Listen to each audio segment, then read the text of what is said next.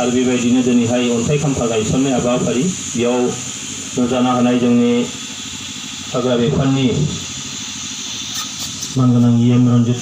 बसुमतारी मानगोनां बिथां बेयावनो नुजानो हानाय फरेस्टनि जा CID आरो जा चिरांनि DFO मानगोनां बिथां आरो नुजानो हानाय जोंनि UPPL दोलोनि जिल्लानि गाहाय नेहाथारि लोगोसेयैनो ब्लकनि आरो मिरुनिबो जा बिबानगिरिफोर दं मानगोनां नोंथांमोन आरो जोंनि गाव नुजानो हानाय सानसुमै नोंथांमोन आरो जोंनि मिडिया पार्सन नोंथांमोन बयनिसिमबो गोरबो गोसोनि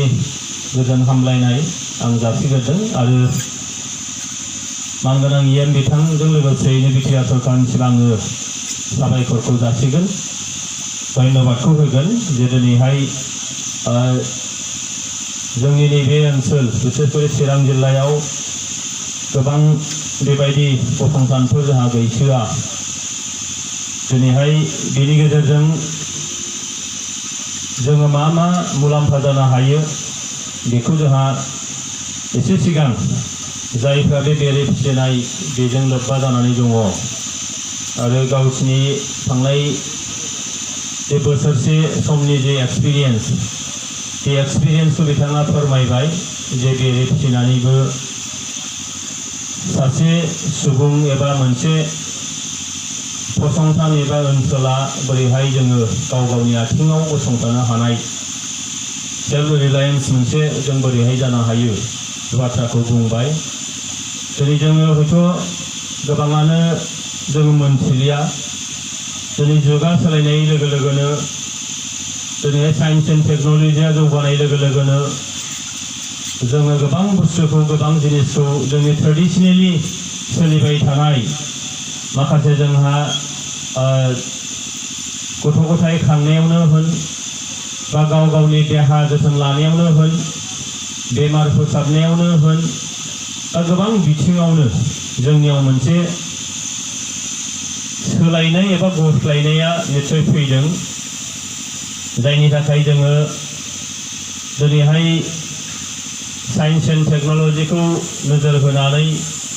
एल'पेथिक माखासे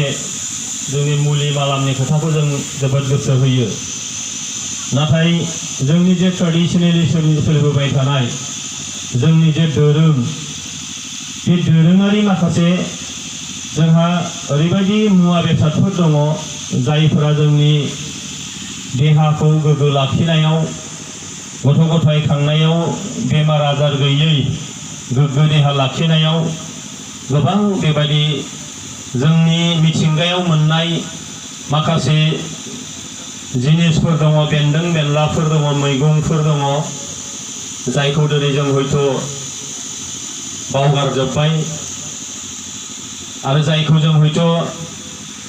मोनसे फोरमान गैयै बा मोनसे आन्थोर जनानै थाबोनाय बादि जोङो बेखौ दिनैहाय बुंनो हायो बेरेमोदैया गोबां बिथिङावनो जोंनि न'खर संसार सामलायलांनायाव बियो जोबोदैनो हेफाजाब होयो देहा गोग्गो खालामनाय बिनि नोङो गगा मोननाय गुजुनाय जोंनि चर्बिया दिनैहाय जोंनिया अजना बिराद बारायदों बयनाबो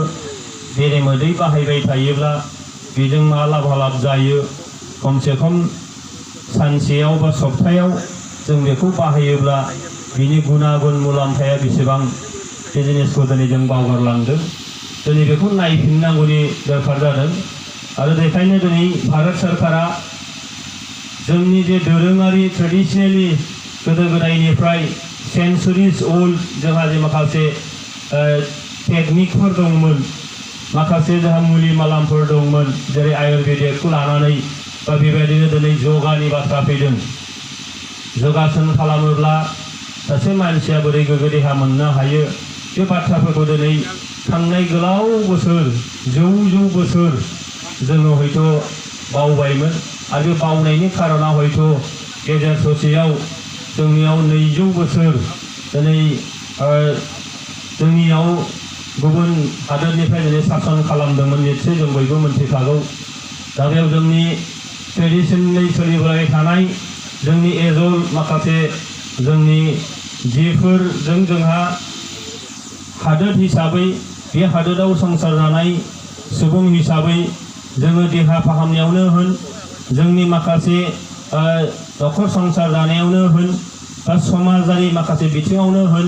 गोबां बिथिङाव जोंहा सिगांनि गोदोनिजों सोमोन्दो गैयै जाबोदों आरो बेबायदियाव जोङो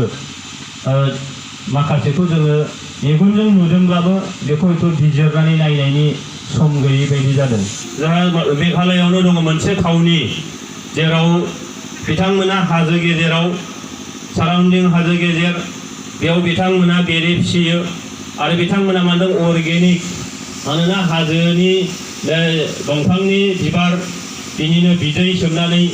बे बेरे मोदै खालामो आरो बेजों बिथांमोना 1000 लिटाराव 1000 बा 1500 1500 बा 2000 लिटाराव बिथांमोना फानहरो होननानै बुंदों। बेजों बिराद मोनसे मुलाम्फा जायो आरो दिनै जों मोनथिगौ माखासे डेभेलप हादोरफोराव आबाद मावोब्ला फैनो हागौ उनाव बैग्रि नारें लेबु नारें खमला बेबायदिनो गोबां